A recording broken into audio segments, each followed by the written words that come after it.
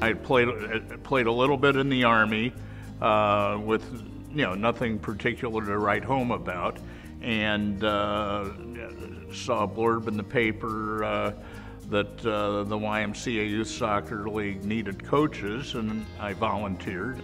From soccer standpoint, Sam was one of the founding fathers, if not the founding father, of organized youth soccer in the state of West Virginia in the early to mid 1970s.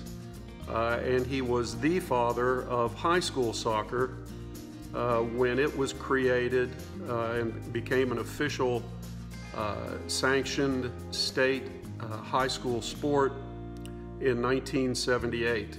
Sometimes the stronger kids have a tendency to get down on the weaker kids, and I pulled my best player aside one day and said, look, I know you're better than him, but if you work with him and accept him as a teammate, who knows, maybe one day he'll do something to really help the team. So it comes down to the second to last game of the season.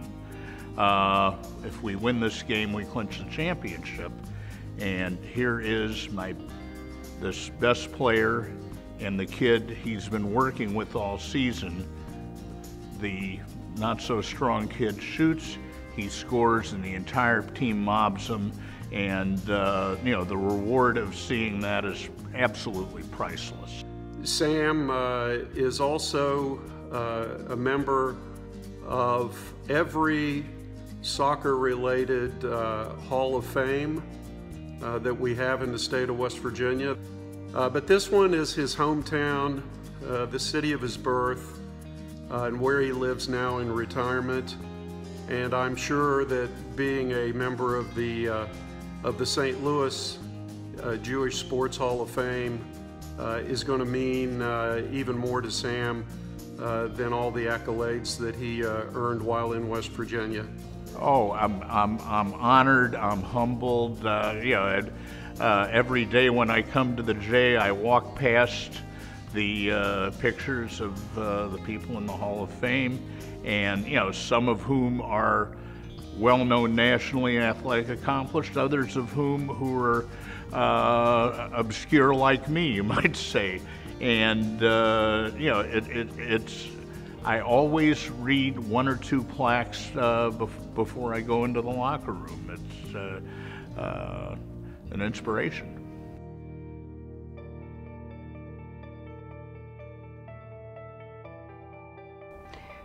When I think about my Aunt Nikki, a few words do come to mind.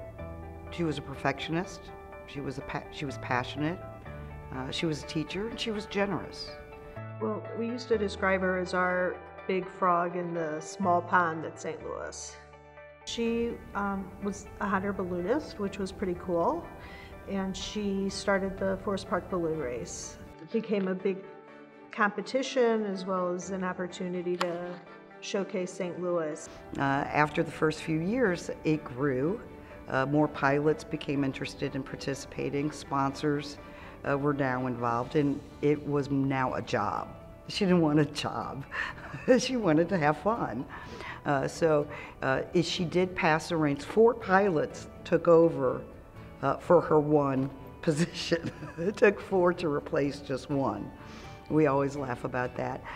So she did continue for many years at the Forest Park Balloon Race, not in that official capacity, but still when she was on the field, she was an official.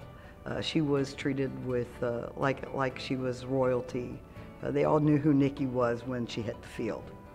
She sold balloons, taught the balloonists, and she ballooned competitively all over the world. And it's not something you can do by yourself. You have to have a crew.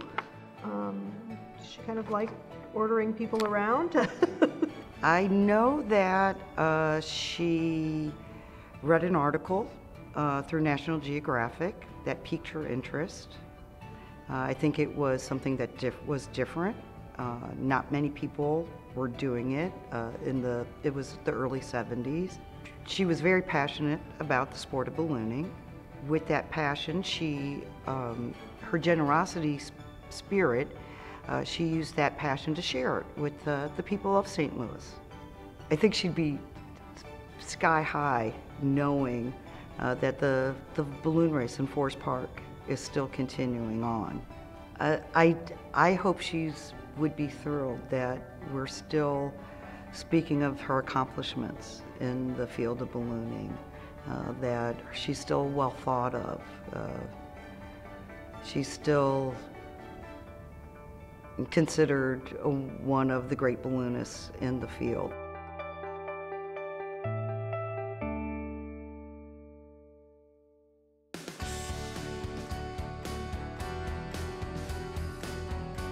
Hi, I'm Bob Hardcastle, and it's an honor for me to be here today celebrating my initiation and induction into the Jewish Sports Hall of Fame.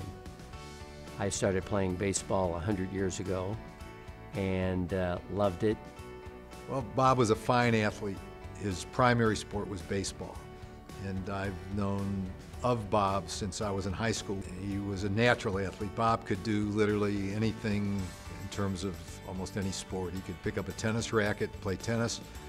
He could pick up a golf club and hit a golf ball. I'm sure he could do many other things. Those are the two things that I've seen him do. I started playing summer ball, and we played over at Tower Grove Park, and we had a real good team, and we won the city championship for that level. And then all of a sudden, before I knew it, I was in high school, and I played third base, and we won the state championship that year. In 1956, here I am, 16 years old. We win state in baseball. We win the national championship. We went all the way through Missouri, winning state. Then we went to Oklahoma City, won the districts. Then we went to Bloomington, Illinois, and won the regionals. Then we went to Bismarck, North Dakota, and won the nationals. And then I won a scholarship to Southern Illinois University in Carbondale to play baseball. And then I signed a professional baseball contract with the Baltimore Orioles, tore up my arm, cried all the way home from Thomasville, Georgia, because all I ever wanted to do was be a professional baseball player. And I was hitting real good. I was hitting over 320, but I couldn't lift my right arm anymore, so they said there's a problem. And here we are many years later, and still enjoying baseball, but not playing, enjoying the investment business. Bob is a very kind person.